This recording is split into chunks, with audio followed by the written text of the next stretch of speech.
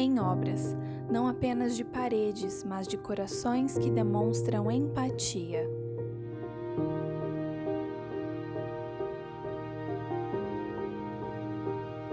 Não só de muros, mas de cristãos que enxergam além dos escombros e perseveram em sua missão.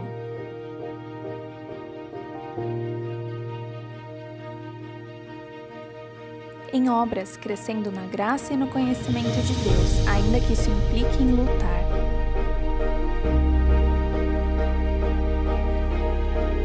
Em obras, jejuando, orando, buscando a santificação.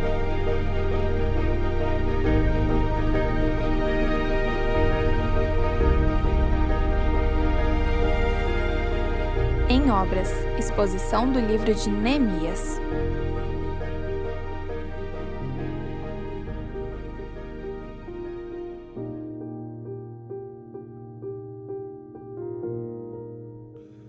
Nos diz assim a palavra de Deus. No mês de Nisã, no 20º do rei Artaxerxes, uma vez posto o vinho diante dele, eu o tomei para o oferecer e o lhe dei. Ora, eu nunca antes estivera triste diante dele. O rei me disse: por que está triste o teu rosto, se não estás doente? Tem de ser tristeza do coração. Então temi sobremaneira, e lhe respondi: viva o rei para sempre. Mas como não me estaria triste o rosto, se a cidade onde estão os sepulcros de meus pais está assolada e tem as portas consumidas pelo fogo? Disse-me o rei: que me pedes agora? Então orei ao Deus dos céus, e disse ao rei: se é do agrado do rei, e se o teu servo acha mercê em tua presença, peço-te que me envies ajudar a cidade dos sepulcros de meus pais, para que eu a reedifique. Então, o rei, estando a rainha sentada junto dele, me disse: quanto durará a tua ausência? Quando voltarás? Aprouve ao rei enviar-me, e marquei certo prazo. E ainda disse ao rei: se ao rei parece bem, deem-se-me cartas para os governadores da além do Eufrates, para que me permitam passar e entrar em Judá, como também carta para Asaf, guarda das matas do rei, para que me dê madeira para as vigas das portas da cidadela do templo, para os muros da cidade, para a casa em que eu deverei alojar-me. E o rei mas deu, porque a boa mão do meu Deus era comigo. Então fui aos governadores da além do Eufrates, e lhes entreguei as cartas do rei. Ora, o rei tinha enviado comigo oficiais do exército e cavaleiros. Disto ficaram sabendo Sambalá, o horonita, e Tobias, o sermo-amonita, e muito lhes desagradou que alguém viesse a procurar o bem dos filhos de Israel. Oremos mais uma vez. Grande é o Senhor nosso Deus e cada uma das obras que o Senhor faz. Se falar com o Senhor é um privilégio, e de fato é, ouvir o Senhor falar conosco é um privilégio igual ou ainda maior. Que privilégio nós temos, ó Deus, de ter o Senhor agora a nos exortar, a nos confortar, nos consolar, por meio da Tua palavra. E nós pedimos que isto de fato aconteça nesta noite.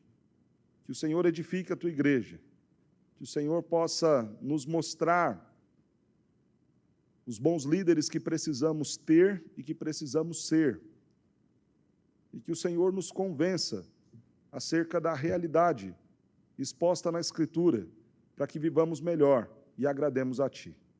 É o que nós pedimos em nome de Jesus. Amém. Nós vivemos dias de uma liderança em crise. Quando nós olhamos para as igrejas, os líderes já não estão mais preocupados com as ovelhas, faltam pastores, servos de Deus, dedicados, empenhados em servir a Deus e cuidar do rebanho.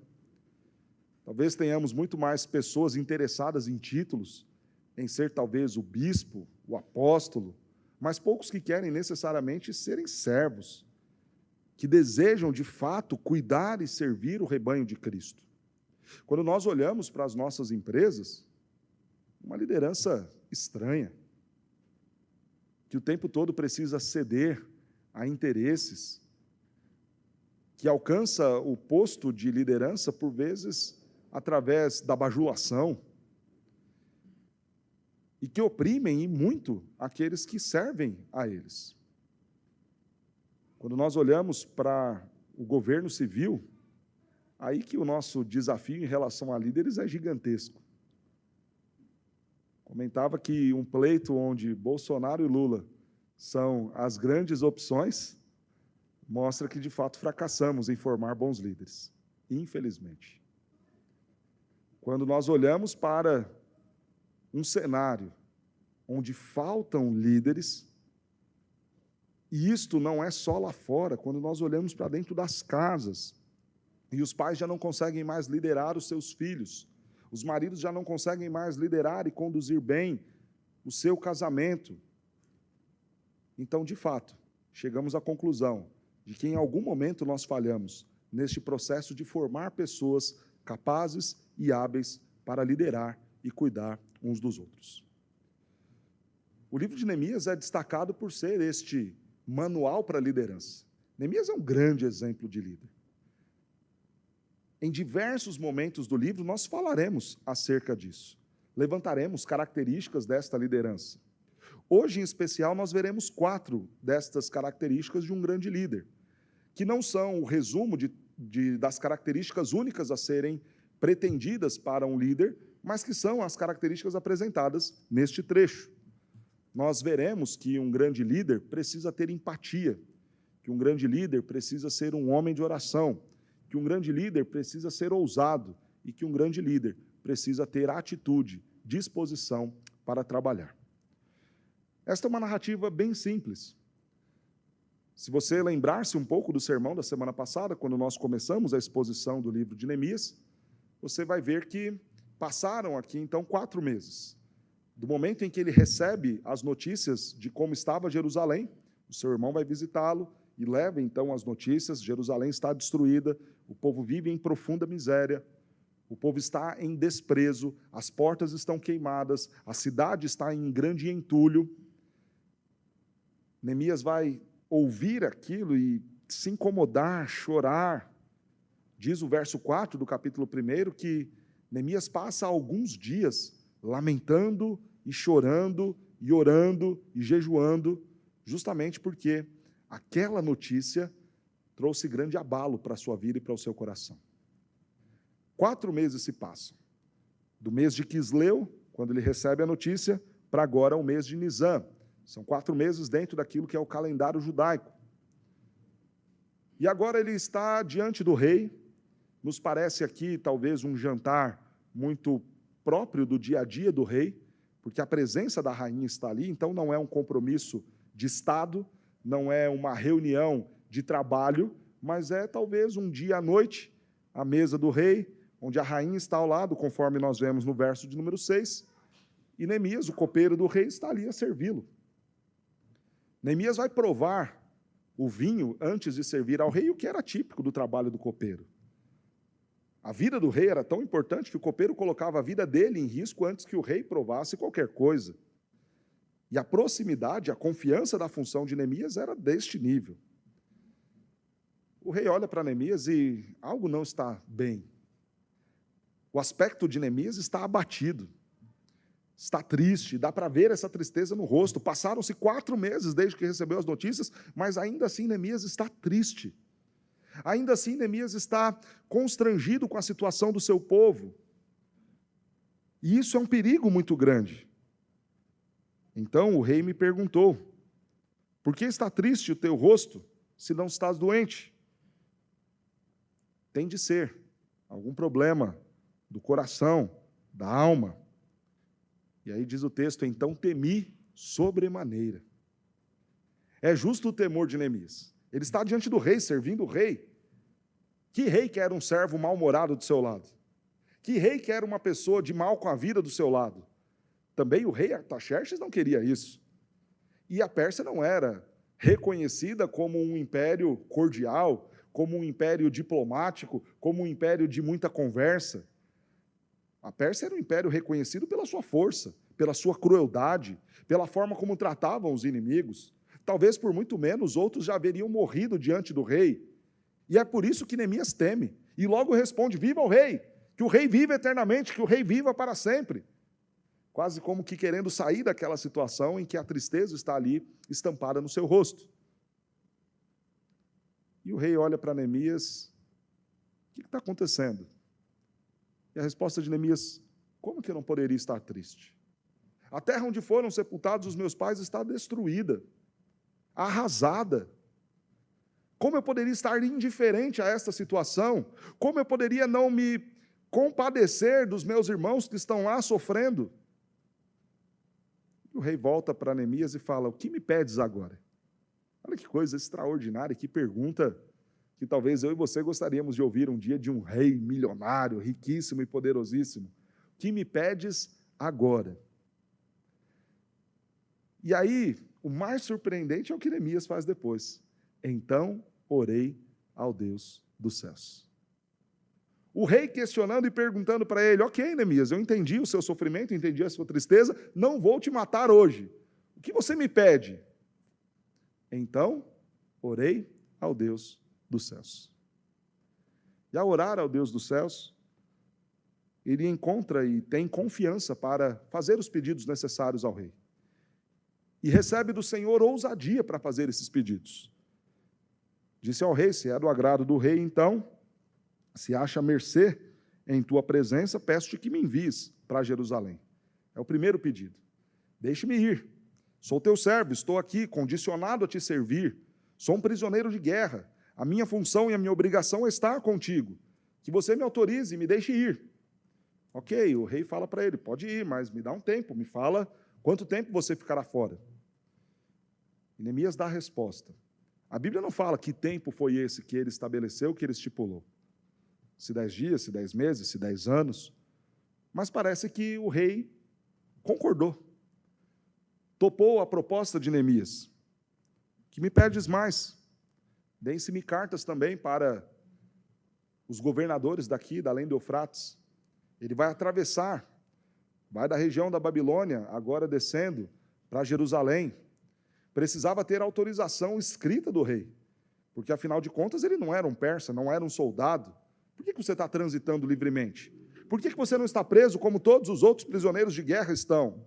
Por que você anda com liberdade e ainda conduz material e ainda vai adiante, voltando para a sua terra? Que eu tenho autorização, então, rei, para fazer minha caminhada. E, rei, coloca nessa carta aí também a informação para os chefes das matas, porque por onde eu for passando, eu preciso pegar as muitas madeiras que eu vou precisar e os muitos recursos e os muitos materiais que eu vou precisar para reconstruir a cidadela do templo, ou seja, a proteção primária do templo, em volta do templo, para reconstruir os muros e também para edificar um lugar onde eu vá ficar. E pareceu bem ao rei conceder tudo isso a ele. E diz o texto que a boa mão do Senhor estava com ele. E que foi por isso, então, que Neemias conseguiu tudo isso da parte do rei. E aí você pensa: está tudo bem, né? Coisa boa. Conseguiu autorização para ir para Jerusalém, conseguiu as cartas do rei para poder recolher e ter todo o material. Ele não pede para o rei, mas o rei envia mão de obra para estar junto com ele. Ele então prontamente vai. Mas não está tudo bem assim. 2 sujeitos, Sambalá e Tobias, não ficaram felizes em saber que alguém estava preocupado com o bem-estar do povo de Deus, do povo de Israel. E nós vamos ver adiante que aqueles 2 sujeitos vão tentar interromper a continuidade da obra da reconstrução dos muros e da cidade de Jerusalém. O que nós aprendemos aqui, então, com este grande servo de Deus, Neemias? Aprendemos sobre liderança e a primeira lição, a primeira característica de um grande líder é a empatia. Veja que 4 meses se passam e Neemias ainda está preocupado com os seus, ainda chora pelos seus, ainda está sofrendo pelos seus. Porque todo bom líder é assim, ele tem preocupação com o outro. Ele não serve ou ele não está ali no seu posto de liderança para ser servido, mas para servir. Ele entende que a sua condição nos planos de Deus para a nação de Israel, ou que a sua condição, pensando num líder, em relação à sua empresa, em relação aos seus governados, em relação aos seus filhos, em relação ao seu casamento, não é de ser servido, não é de se alimentar daquilo, não é de ser posto em vantagem e em exaltação por conta da sua condição, mas é de ser um servo daqueles que estão debaixo da sua liderança. E justamente porque ele se vê com este compromisso de servir, é que ele está profundamente entristecido. Vale destacar que Neemias estava numa situação muito confortável. Neemias está no palácio do rei. Até o vinho do rei ele está provando. A comida que o rei comia era a comida que Neemias comia. Todo o conforto do rei era o conforto que também estava ali à disposição de Neemias. Toda a segurança que o rei tinha, obviamente ele, sendo copeiro do rei, estando ao lado do rei, também desfrutava de tudo isso. Jerusalém não era um problema de Neemias. Muito provavelmente ele nem havia conhecido Jerusalém naquela altura da vida. Mas quando nós olhamos o texto, ele está profundamente triste, mesmo tendo passado 4 meses desde que recebeu as notícias. E a mesma aplicação que disse na semana passada, trago aqui novamente. Por vezes as pessoas compartilham uma situação difícil conosco, pedem oração, aquilo talvez produza até algum tipo de tristeza em nosso coração no primeiro momento, mas é muito rápido. Bastou a pessoa sair, desligar o telefone, a gente assistir um ou outro episódio da série nossa preferida, comer uma pizza e acabou. Já nem nos lembramos mais da situação do outro, da dificuldade do outro, da dor do outro, do sofrimento do outro. Falta empatia, falta em nós a sensibilidade de sofrer com o outro. E ninguém vai liderar com excelência se não estiver profundamente envolvido com o problema dos seus liderados. Não só a empatia é uma característica, mas também a vida de oração.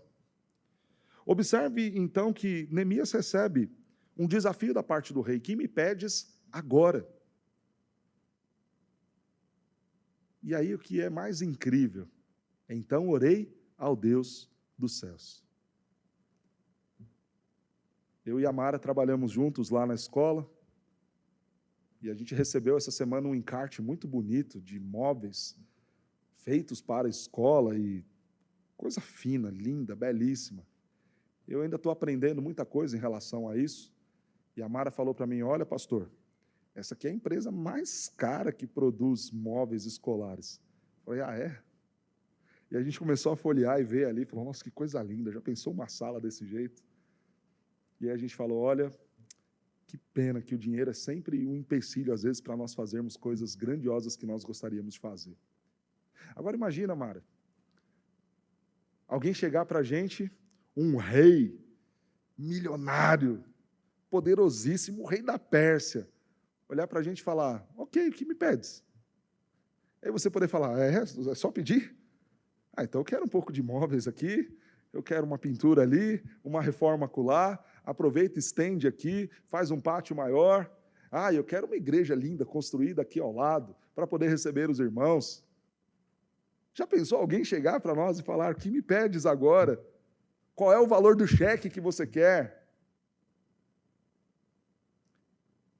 E rapidamente nós teríamos uma lista de pedidos para dar. Neemias ouve isso. Ele está há 4 meses orando, chorando e sofrendo. E aí ouve do rei, o que me pedes agora? E o incrível não é a palavra do rei, mas a atitude de Neemias. Então orei ao Deus dos céus. Tendo a possibilidade de pedir qualquer coisa ao rei humano, ele recorre ao rei divino. Ele recorre ao Senhor soberano de todas as coisas. E isso nos ensina que, nesta vida de Neemias, ele entendia que a dependência dele não era da Pérsia, que a dependência dele não eram os recursos humanos, que a dependência dele não era nada que o homem poderia lhe oferecer, mas que ele dependia totalmente e exclusivamente do Deus dos céus, do Rei dos reis e Senhor dos senhores. Por isso que ele ora ao Deus dos céus. Porque não é o rei persa que vai dar É porque a boa mão do Senhor está comigo. E esta boa mão do Senhor vai constranger o rei da Pérsia, vai constranger aqueles que estão da além do Eufrates, vai constranger o povo a trabalhar e servir. Porque a boa mão do Senhor está nisso. Só alguém com vida de oração faz uma coisa dessa. Clama ao Deus dos céus. São 4 meses orando, pedindo.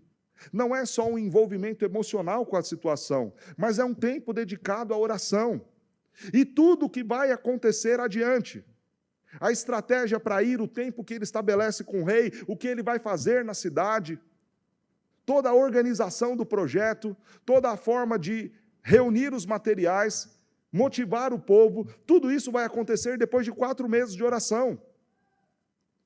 Mas há muito líder, até mesmo líderes eclesiásticos, que querem fazer grandes coisas, mas não querem dobrar os joelhos para orar.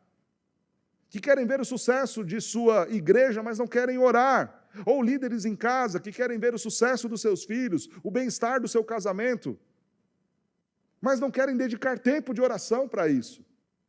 Então, orei ao Deus dos céus.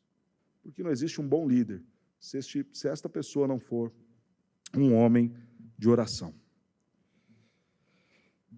O texto segue e vai nos mostrar que Neemias teve empatia, Neemias orou, mas Neemias também teve muita ousadia. E ousadia não tem nada a ver com irresponsabilidade. Pelo contrário, viva o rei. Ele não é irresponsável, ele não é arrogante. Ele não é alguém que vai ser desagradável com o rei. Ele reconhece diante de quem ele estava e diz com muita cordialidade: se parecer bem ao rei, que me permita ir. Se parecer bem ao rei, que me deem também cartas para que eu leve adiante. Porque a proposta de Neemias não era de rebeldia, não era de irresponsabilidade, não era de irreverência, porque nada disso tem a ver com ser ousado. O ousado não precisa ser alguém deselegante, desagradável, mal educado e rebelde. O ousado é aquele que pede dentro daquilo que Deus pode lhe dar, que são sempre coisas grandiosas. Permita-me ir. O que Neemias está pedindo é dispensa do trabalho que eu faço para você. Olha que pedido ousado. Para servir o povo, ele tem que deixar de servir o rei. E o primeiro pedido é difícil, então, justamente por isso. O rei, ok, o meu plano passa primeiramente por prejudicar você. Começa daí. O que queres que eu faça? Ok, você começa renunciando à minha presença aqui. Esse já é o primeiro passo. Depois que eu tenha todos os materiais necessários. Um pedido ousado. Mas por que Neemias estava a fazer tudo isso? O verso 10 revela qual é a grande motivação de Neemias. Ele estava a buscar, a procurar o bem dos filhos de Israel. Neemias vinha de uma linhagem sacerdotal. A sua família era de família de sacerdotes. Ele jamais poderia ocupar o trono em Israel, porque sacerdote não reinava. Neemias, então, não estava interessado em ir lá, reconstruir a cidade, como uma estratégia para ter do povo algum tipo de mérito, de prestígio, para depois governar o povo. Ele não seria governador em Jerusalém, em Judá. Ele não seria rei de Judá. Ele não era da família de Davi. Então, a estratégia dele, ou o serviço dele, o interesse dele, não era em fazer para que as pessoas vissem, o elogiassem e o colocassem, o elevassem em um grande posto. Não era isso. Ele estava fazendo pelo bem dos filhos de Deus. E justamente porque ele estava fazendo e cumprindo a vontade de Deus, ele poderia pedir o que fosse necessário para atingir e alcançar este objetivo. E esta é a ideia de ser ousado. Porque quando nós lemos o texto de João, capítulo 15, e tudo que pedirdes ao Pai em meu nome, Ele vô-lo conceda. Ele vai nos conceder, desde que nós peçamos no nome do Senhor e para a glória do Senhor. E isto é ser ousado. Aos olhos humanos é impossível, mas porque é para o bem dos filhos de Deus, porque é para a glória do Senhor, e nada tem a ver com os meus planos, com os meus ideais ou com o meu bem-estar, então eu peço e Deus concede. Não é ser irresponsável. Veja que há planejamento. O rei pede uma data e ele responde. Parece então que ao longo desses 4 meses ele estava também ao mesmo tempo orando e pensando o que fazer. Porque alguém para dar prontamente a resposta para o rei é porque já tinha toda a estratégia do que faria. Eu vou precisar de alguns dias para fazer isso, outros para fazer aquilo, e reúno o povo, e vamos gastar tantos meses para fazer isso, aquilo, outro. O projeto já estava na mente. Porque quando o rei pergunta, e aí? Ele prontamente responde, esse é o tempo, rei. E pareceu bem ao rei conceder aquele tempo para ele. Porque ousadia é desejar, sonhar e pedir as coisas grandes que Deus tem para nos oferecer. Não tem a ver com irresponsabilidade, não tem a ver com rebeldia.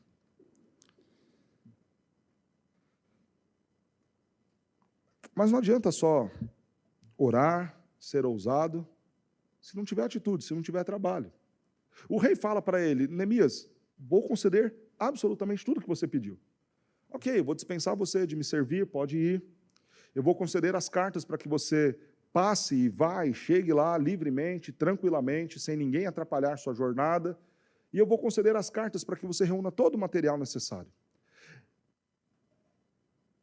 E com tudo isso em mãos, diz o texto no verso 9, então fui aos governadores, fui realizar a obra pelo qual eu havia pedido as condições.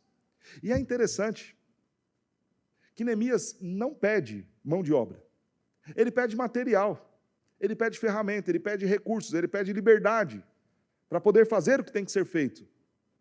Mas pessoas para trabalhar ele não pede. Ele está se pondo para trabalhar. Ele é o líder que quer ter a atitude, colocar a mão na massa e fazer a coisa acontecer. Porque ficar só sentado mandando é fácil liderar assim. Porque ficar só ali de boa, no ar-condicionado, falando, faz isso, faz aquilo, compra, vende, carrega, é fácil. Mas Neemias não é um desse tipo de líder. Ele quer ir. E ao ter tudo em suas mãos, ele vai trabalhar. Então, fui. Porque ele orou, porque ele pediu ousadamente, porque ele recebeu do Senhor e a boa mão do Senhor estava com ele. Então agora o que resta a ele é ter a atitude de ir e avançar. É claro que a boa mão do Senhor que estava com ele fez com que o rei também mandasse oficiais acompanhá-lo. Não a pedido dele,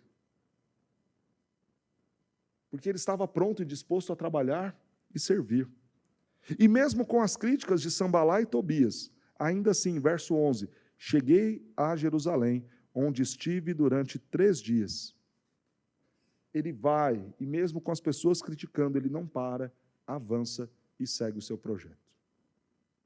Nós aprendemos aqui com Neemias pré-requisitos para um bom líder. Precisa ser alguém que tenha empatia. Precisa ser alguém que tenha vida de oração.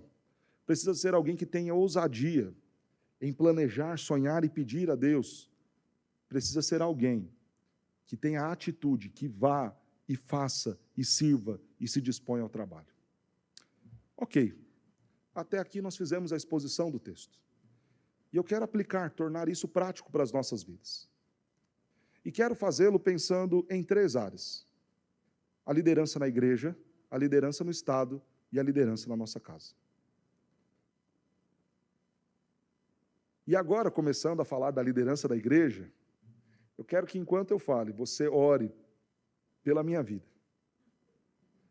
Tudo aquilo que eu vou falar, e é a palavra de Deus, serve para que eu, olhando a Escritura, aprenda com a Escritura para servir a igreja enquanto líder da igreja. E aquilo que eu falar aqui, que você fala, pastor, mas você não faz isso não. Ora pelo pastor e fala, Deus, convence o pastor de que isso que ele está falando é verdade, é necessário e é importante. E aquilo que eu estiver fazendo, fala, Senhor, obrigado, porque meu pastor faz isso. E pensando nesta liderança, em todas nas 3 esferas que nós trabalharemos, Comece a orar por esses líderes. Comece a orar por essas pessoas que estão incumbidas de responsabilidades. Porque esta é a ordem bíblica, quando nós lemos lá em 2 Timóteo capítulo 2. Orem por todos aqueles que se acham investidos de autoridade. Pois bem, faltam muitos pastores, presbíteros e diáconos que de fato tenham empatia com o povo, que estejam preocupados com as pessoas. Infelizmente, homens estão muito mais interessados em postos, em reconhecimento. E isso se aplica, às vezes, em outros meios de liderança dentro da igreja. Pessoas que estão interessadas que o seu nome apareça no projetor, no boletim da igreja, no site da igreja, interessados em serem chamados diáconos, presbíteros, presidente, coordenador. E faltam pessoas que estejam realmente preocupadas em sofrer pelo problema do outro.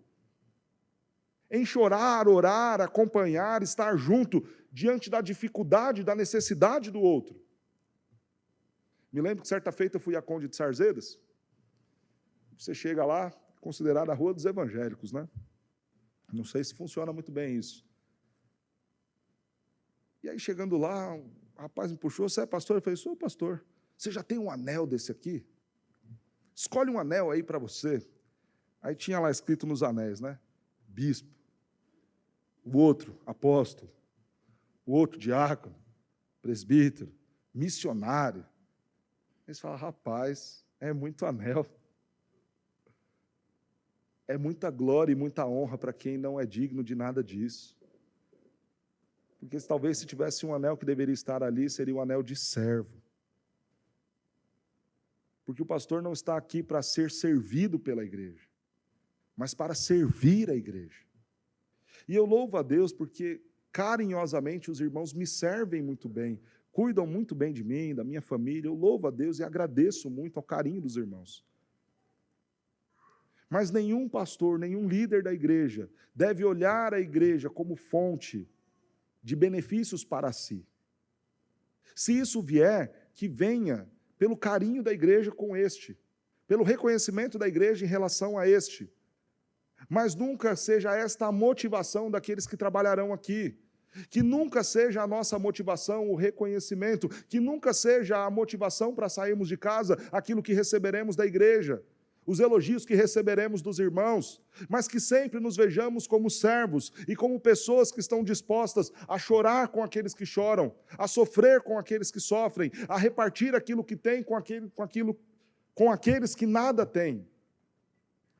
Nós precisamos, enquanto líderes da Igreja de Cristo Jesus, nos envolver com os problemas das ovelhas e da Igreja do Senhor Jesus Cristo.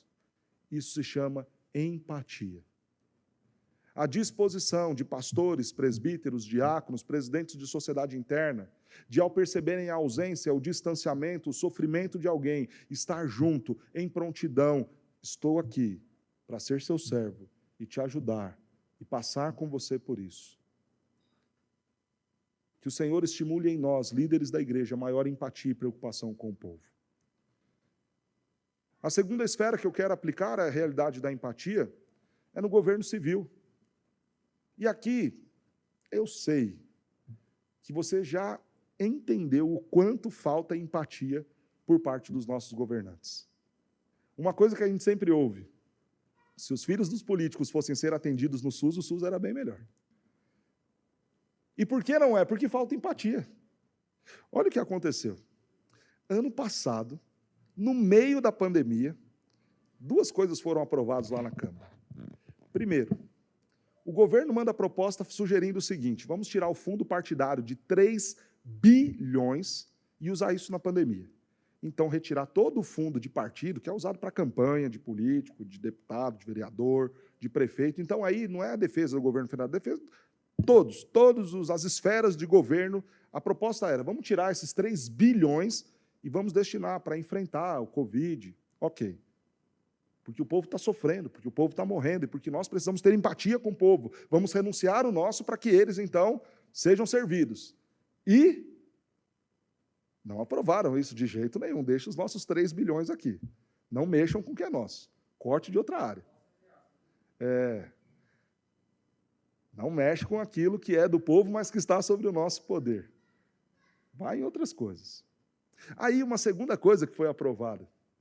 Em meio à crise de saúde, sem ventilação, sem máscara, sem recursos, sem vacina, sem um monte de coisa que o povo precisava, eles aprovam um valor de R$40 mil por deputado para despesas extras do plano de saúde. A pessoa está lá no SUS, precisando talvez de uma máscara, de um balão de oxigênio, e não tem. Mas aí aprova-se, em meio ao cenário mais cruel que talvez nós já tenhamos vivido em relação à crise de saúde pública, R$40 mil por deputado para custos extras do plano de saúde. Aí você fala, pastor, puxa, mas não é porque a gente está mal que a gente tem que querer o mal também das pessoas que estão lá. O senhor está sendo muito cruel. Veja, o deputado e os seus dependentes, a sua família, já têm direito a plano de saúde. Irmãos, tenham certeza, não é o plano bronze, não.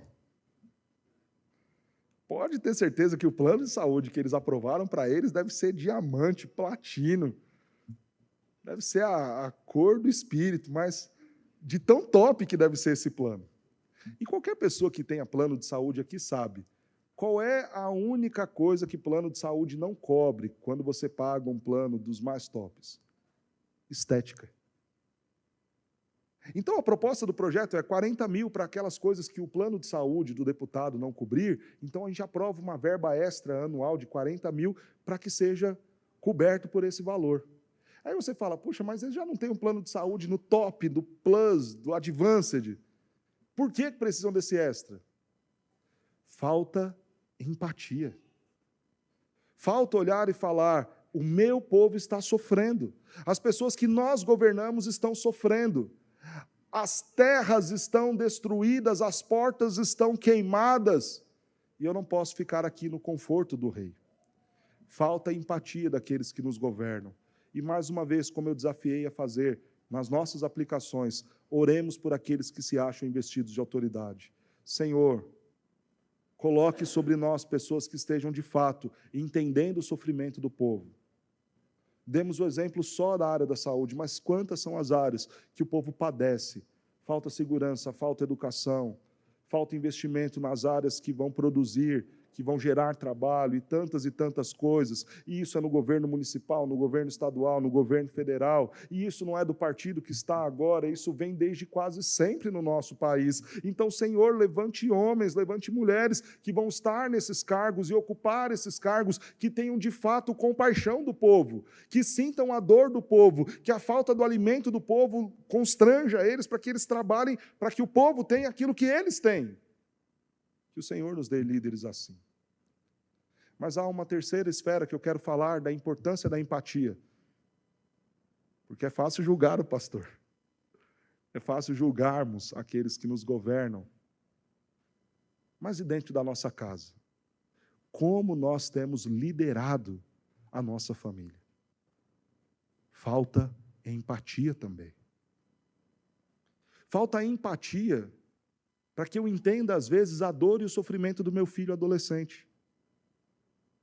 Mesmo que para mim seja absurdo os motivos de revolta dele, mas ainda assim causa algum tipo de dor. E talvez eu, como pai, como mãe, na condição de líderes deles, preciso ter empatia. E olhar e falar, deixa eu entender um pouco melhor este sofrimento, ainda que para mim pareça ser absolutamente nada. Mas deixa eu entender, deixa eu compreender. Falta aos maridos mais empatia com o sofrimento da mulher, que ficou o dia inteiro cuidando da casa, para o bonitão chegar, sujar tudo, largar roupa em tudo quanto que é canto da casa. Mas daí, no aconselhamento pastoral, pastor, é porque a minha esposa não é submissa. Eu quero liderar espiritualmente o meu lar. Mas como você quer fazer isso se você não tem empatia? Se você não sofre o sofrimento dela? Se a dor dela não te incomoda? Se aquilo que faz mal a ela não faz mal a você? Como é que você quer que ela seja submissa a você? E como é que você quer ganhar e ser um bom líder sobre a vida dela, se você não consegue olhar para as necessidades dela, para as dores dela, para o trabalho dela e ter este mínimo de reconhecimento para falar, eu me compadeço e vamos caminhar juntos, Se nós, homens, liderarmos com mais empatia os nossos filhos e a nossa esposa, buscando entender muito mais o outro, as necessidades do outro e os problemas do outro e a dor do outro, pode ter certeza que eles vão nos ouvir muito melhor. E vai ficar muito mais fácil conduzir a relação. Mas falta empatia. Falta empatia de alguém que é pai de um menino de 2 anos de idade, que agride a irmã dele de 1 mês e meio. Empatia de entender que ele está revoltado com a situação, que ele não consegue assimilar a proposta de que alguém chegou para ocupar o lugar dele. E daí eu me irrito, excedo, passo de alguns limites, porque às vezes falta empatia para olhar para os meus filhos, seja um menino de 2 anos, ou um rapaz de 16 e 18, e falar, olha, deixa eu compreender melhor a sua causa, a sua tristeza, a sua indignação, para poder tratar melhor isso com você. Que o Senhor nos dê, na igreja, no governo civil e dentro das nossas casas também, maior empatia para convivermos melhor uns com os outros. Mas a empatia não foi a única característica. Também todo líder precisa ter vida de oração. Aí não dá para conceber a possibilidade de um pastor que não ore. Não dá para conceber a possibilidade de pessoas que querem liderar na igreja sem orar. Ah, pastor, eu estou liderando o grupo de louvor, não sei o que eu faço. Vai orar. Ah, pastor, eu estou liderando o grupo de jovens, mas tudo que eu proponho eles não vão, eles não aceitam, eles não querem. Vai orar. Ah, pastor, porque ninguém quer investir na obra missionária, então vai orar. A gente sempre quer ter uma receita fácil, uma ideia fácil, 15 estratégias para mudar a realidade da juventude da sua igreja. Pastor, esse é o congresso que eu tenho que me inscrever. Mas gastar 3, 4 meses orando, a gente não quer fazer. O líder na igreja está cuidando das pessoas que pertencem a Deus. E de uma igreja que pertence a Deus. Não dá para nós concebermos uma liderança das coisas de Deus sem consultarmos a Deus. Não dá para o conselho da igreja não vir numa reunião de oração, não estar presente numa vigília. Não dá para diáconos da igreja ocuparem esse posto sem terem vida de oração, sem estarem regularmente aqui orando, buscando e clamando ao Senhor. Não dá para líderes de igreja, seja qual for o departamento, desejar liderar e cuidar daquilo que é de Deus, sem falar com Deus, sem consultar a Deus e sem buscar a Deus. Ele é o dono. É como se nós quiséssemos administrar coisas que pertencem a alguém, sem perguntar para esse alguém como ele quer que faça. Não tem cabimento. Logo, se nós tivéssemos pastores, presbíteros, diáconos, presidentes, missionários, obreiros, coordenadores, superintendentes, não importa o cargo ou o nome, que orassem mais, a igreja seria muito melhor tratada e conduzida. E os problemas da igreja, fossem eles disciplinares, fossem eles administrativos, fossem eles educacionais, teológicos, eclesiásticos, seriam resolvidos com muita facilidade. Porque perguntamos ao dono da obra o que o dono da obra quer para a obra dele. Que o Senhor desperte em nossa liderança homens e mulheres de oração, para, guiados e conduzidos por Deus, saberem o que fazer com a igreja dele. Que o Senhor nos dê governantes que orem. Imagine se os nossos líderes orassem e clamassem a Deus. Orientação, clamando e pedindo isso ao Senhor. Mas, infelizmente, parece que temos lideranças e governos muito mais engajados em campanhas que são completamente opostas àquilo que a Escritura nos dá e nos deixa, do que pessoas engajadas em investir tempo orando e clamando ao Senhor. Que o Senhor coloque sobre nós líderes que sejam homens e mulheres de oração para governar o nosso país. Mas em casa, como que nós queremos liderar os nossos filhos? Ou você que é filho, solteiro, como viver a realidade dos problemas e dos desafios e das coisas que eu preciso decidir e governar? Orando. Mas qual foi a última vez que nós gastamos 4 meses, à semelhança de Neemias, jejuando e orando e clamando ao Deus dos céus? Talvez pela conversão dos nossos filhos.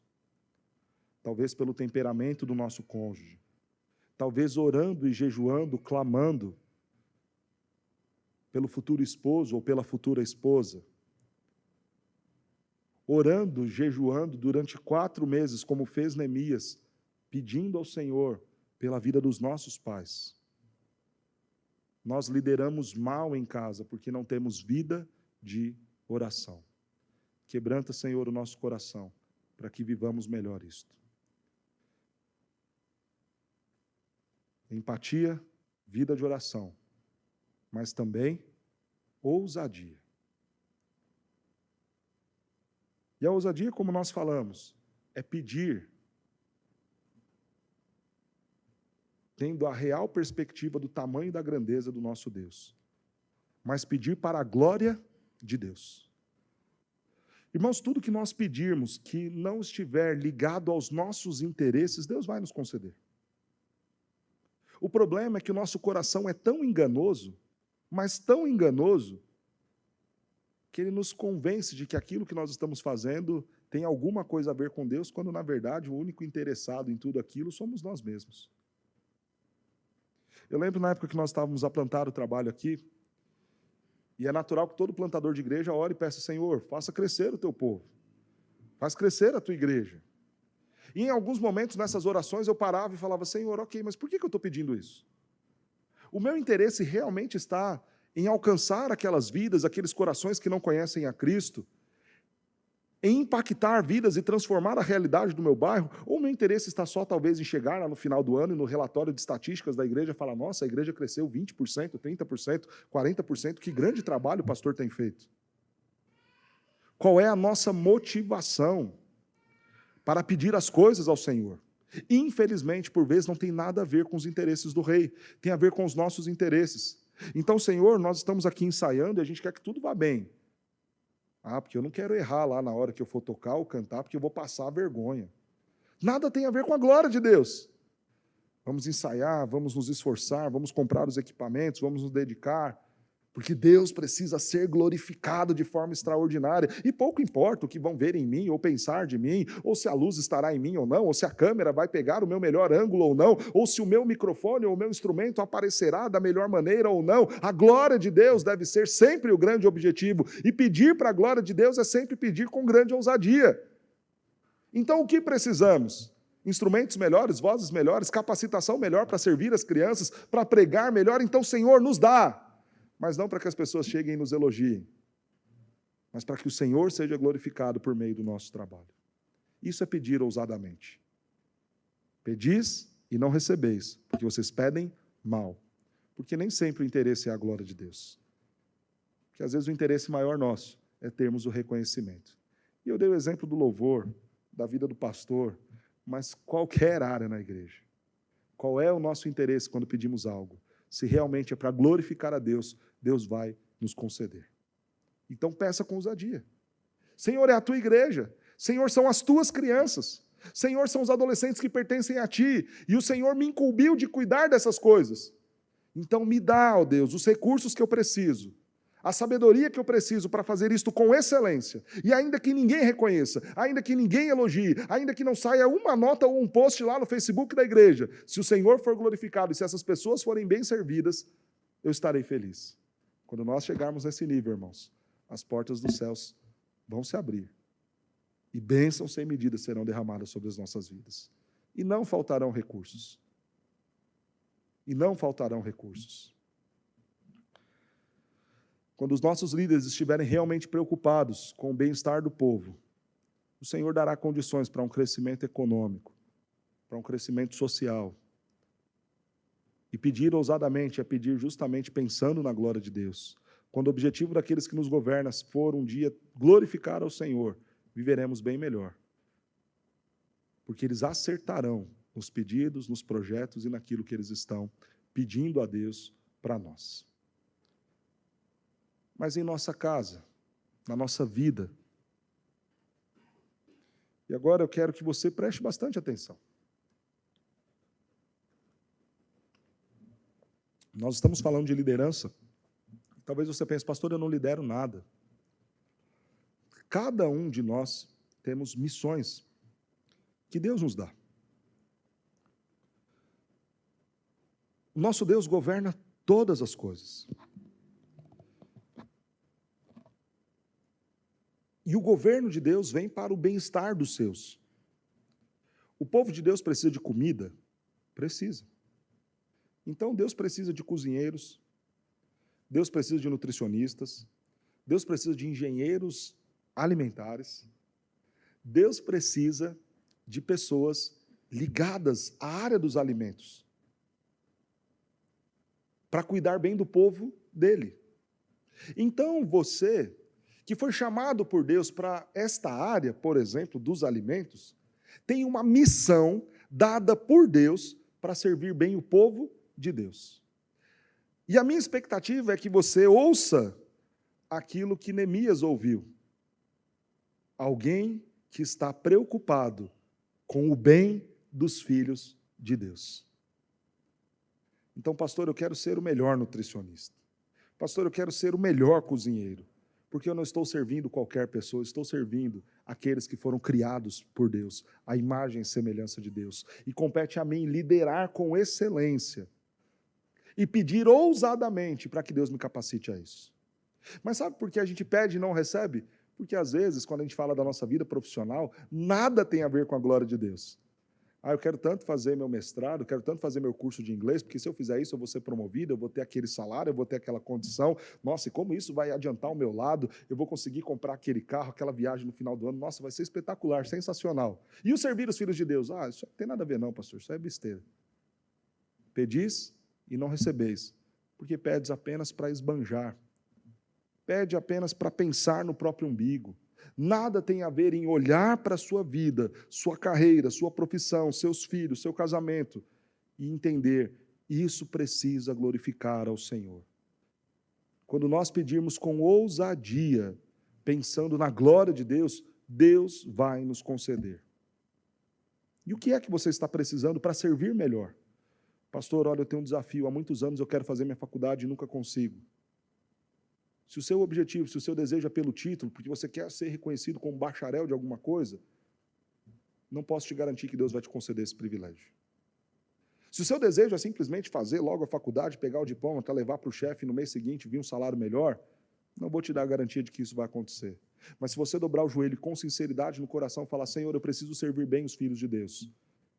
E esse diploma nessa área, seja essa área mecânica, seja essa área biologia, seja essa área medicina, seja essa área contabilidade, seja essa área a que for, se você estiver usando aquilo para glorificar a Deus, e entender aquilo como missão de Deus, e entender que aquela faculdade faz parte desta capacitação para servir na missão de Deus, pede ousadamente e o Senhor vai te conceder.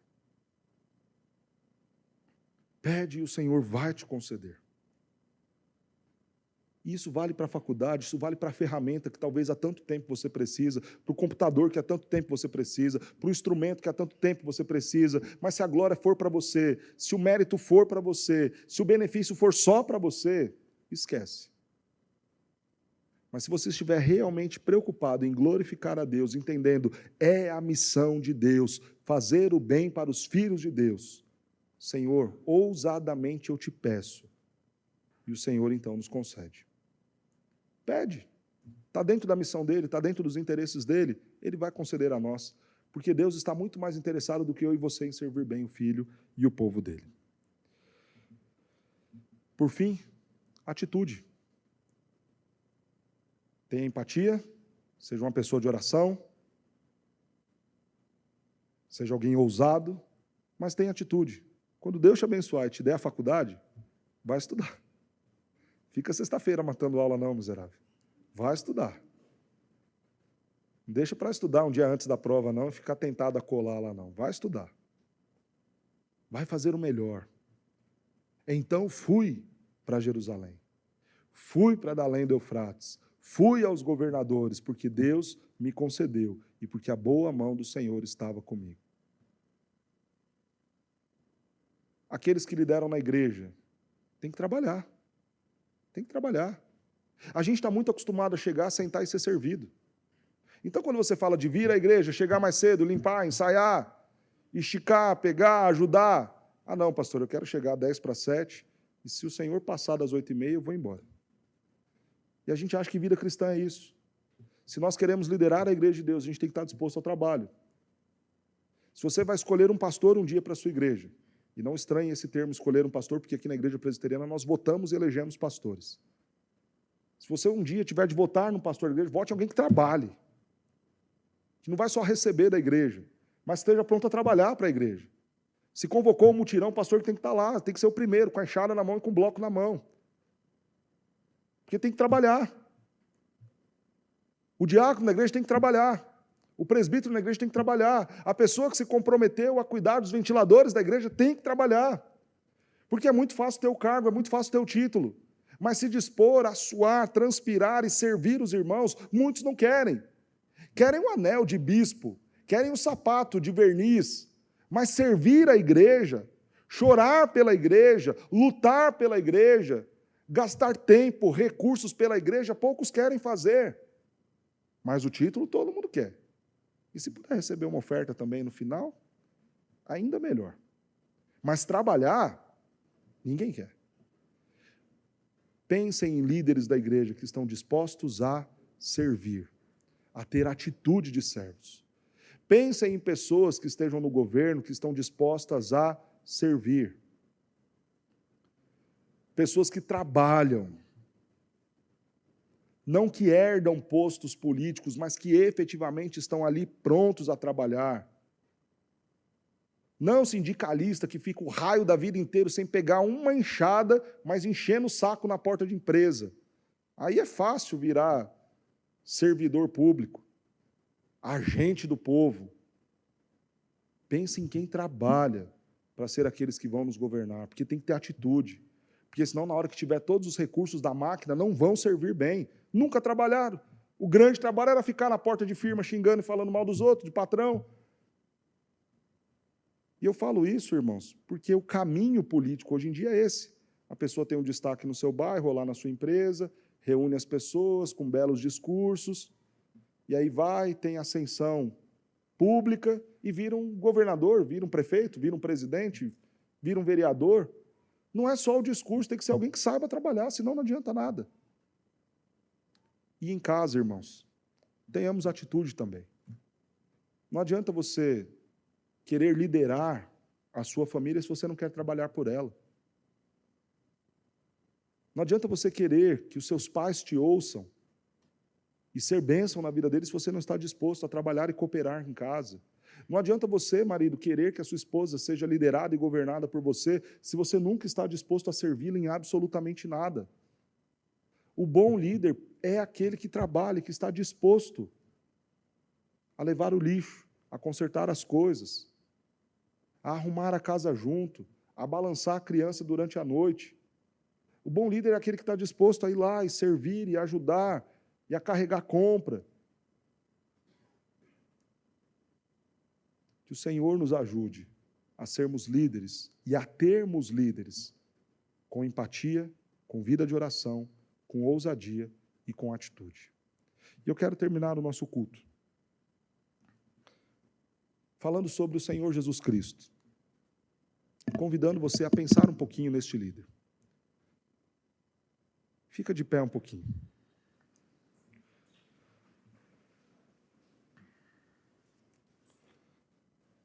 Filipenses capítulo 2, se você tem a sua Bíblia, abra por gentileza.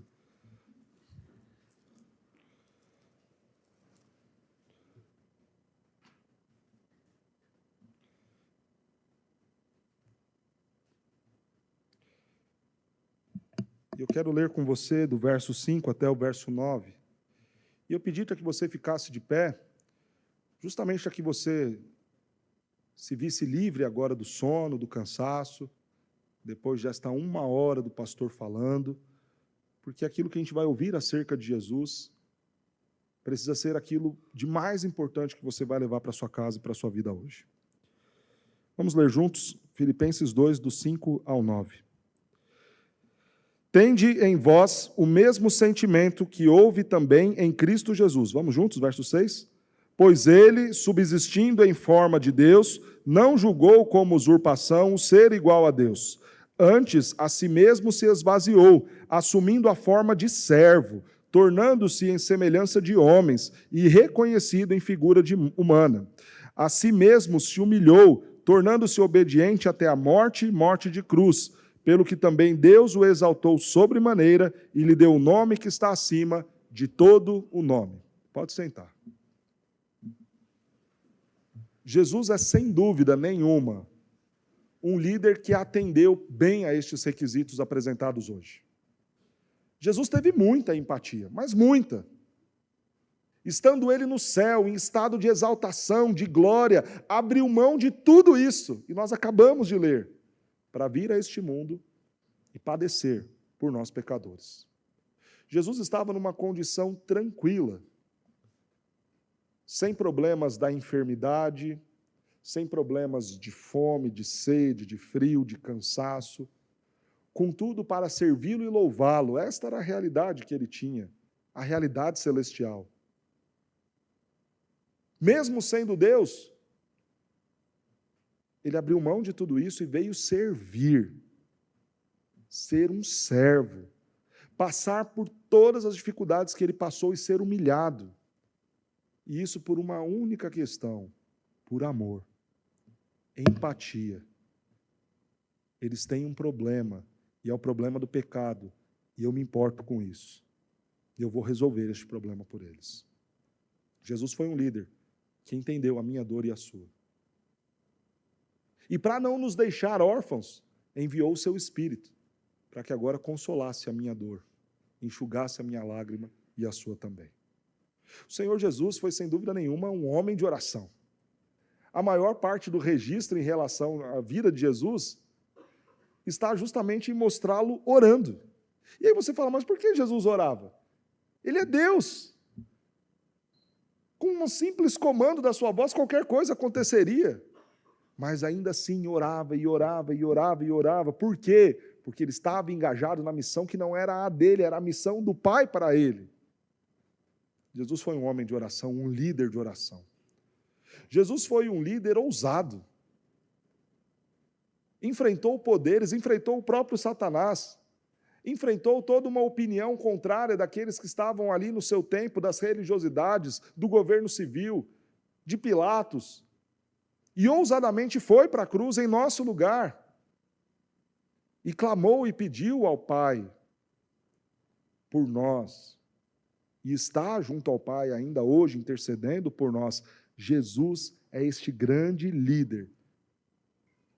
Jesus é o grande líder que trabalhou e trabalha por mim e por você. Teve atitude, foi obediente até a morte e morte de cruz. E a aplicação final do meu sermão é: quem lidera a sua vida? Porque em algum momento desse sermão você julgou a minha liderança. Ok, eu pedi para que você fizesse isso. Mas lembra que eu pedi para você orar também por mim.